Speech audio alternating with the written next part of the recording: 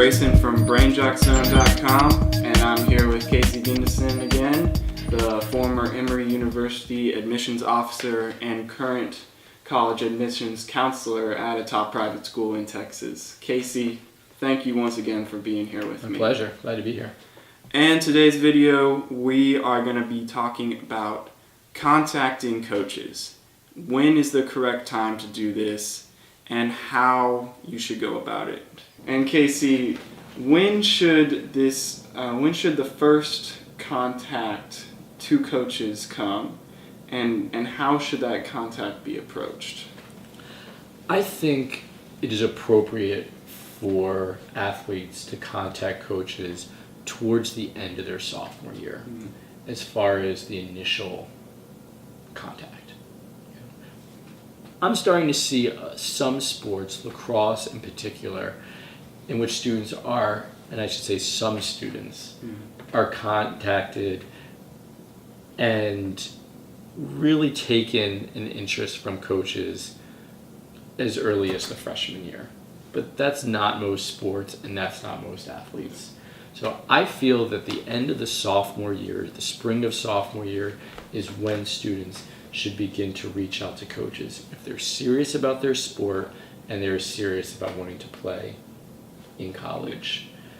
The initial contact should always come directly from the student. Parents are going to play a very significant role in this process. Support, emotionally, financially, is going to be significant.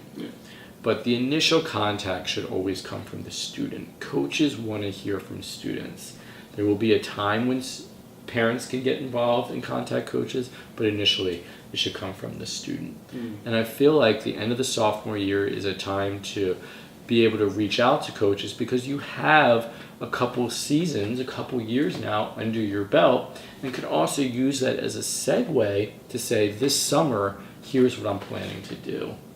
So going back to the part about what you should do during the summers, I feel like telling coaches at the end of the sophomore year, spring of sophomore year, here are my plans for the summer, will help the student get on the coach's radar screen.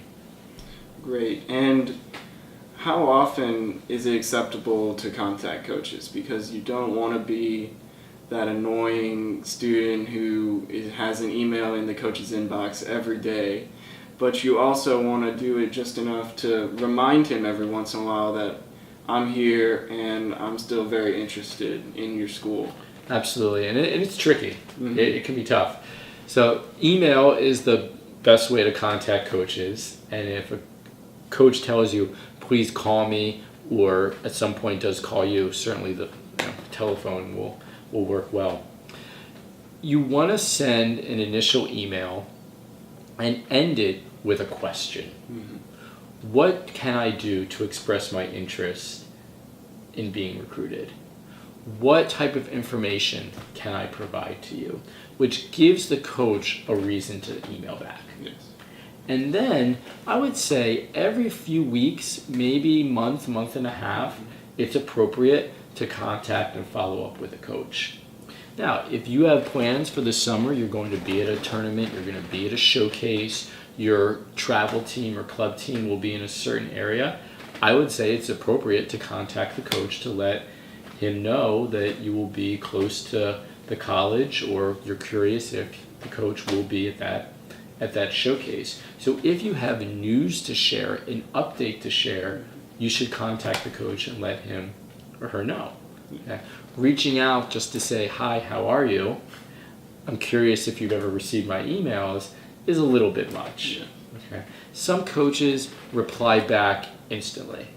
Some will reply back in an appropriate manner, a few days, maybe a week, and some you may never hear back from. So if you do contact a coach and you never receive a reply, do not take it personally. I would say about a month later, follow up with another email. It may have gotten lost, the person may have been busy, the person may have been on vacation, so there's a little bit of luck that's involved. After July 1st of the junior year, so the summer between the junior and senior years, after July 1st, coaches can formally contact athletes. They can call, they can initiate the contact. So a student may initiate contact prior to that time.